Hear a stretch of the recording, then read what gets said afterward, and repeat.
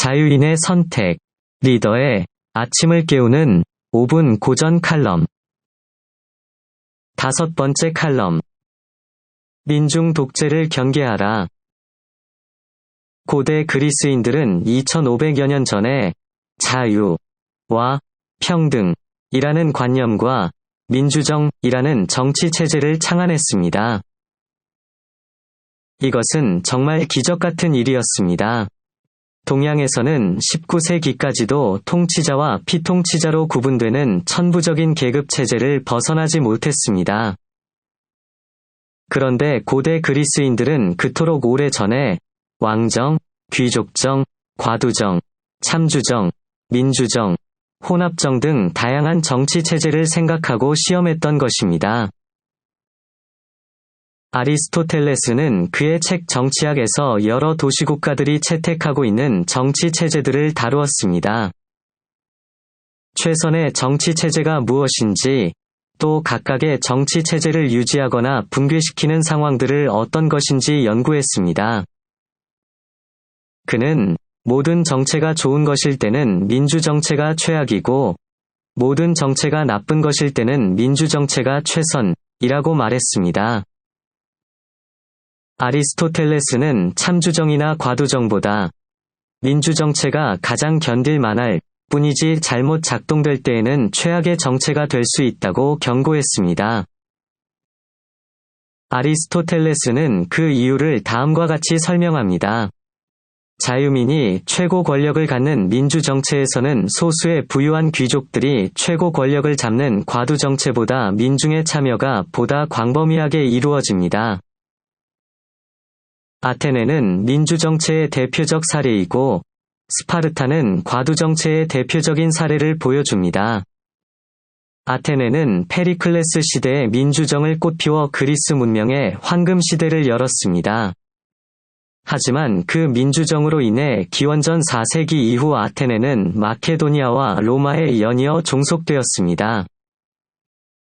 왜 그랬을까요? 시민의 덕성이 탁월할 때는 민주정이 최선의 정체로 기능했지만, 민중의 독재가 시작되자 최악의 정체로 타락했기 때문입니다. 민주정의 핵심적 특징은 시민 전체가 모든 공무를 결정한다는 점입니다. 이에 따라 아테네에서는 시민 누구나 추첨에 의해 행정관이 될 수 있었습니다.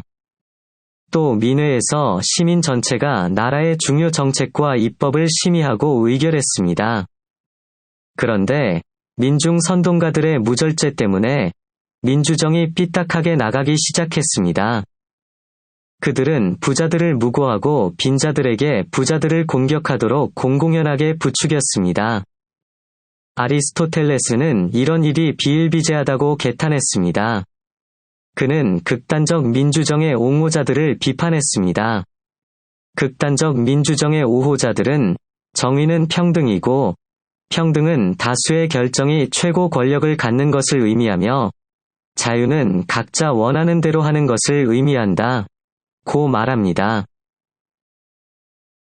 아리스토텔레스는 극단적 민주정의 옹호자들이 진정한 민주정을 파괴한다고 진단했습니다. 선동에 휘둘린 민중은 가치에 따른 비례적 평등이 아니라 수에 따른 산술적 평등을 추구했습니다. 또 다수의 결의가 최종적인 것이며 정의로운 것이라는 맹신은 민중 독재로 이어졌습니다.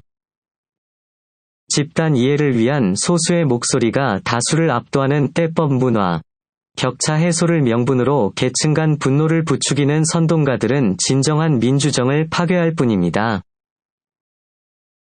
사드 배치와 같은 5천만 생존이 걸린 국가 안보 현안에서도 정파적 이해를 벗어나지 못하는 정치인들이 판치는 현실이야말로 진정한 민주정을 위협하는 민중 독재의 징후라 하겠습니다. 오늘의 교훈입니다. 민중 독재의 유혹에 빠질 때 민주정은 최악의 정치 체제가 된다고 했습니다. 같은 결의를 하는 지지자의 숫자가 많기만 하면 자기들 마음대로 할 수 있다고 생각하는 것은 진정한 민주주의와는 거리가 먼 타락한 정치 체제입니다. 법을 무시하고 정치적인 입장을 투표 숫자로 밀어붙이는 것은 민주주의를 빙자한 다수에 의한 폭력 정치, 다수에 의한 독재 정치입니다. 자유인의 선택. 서양 문명의 원천.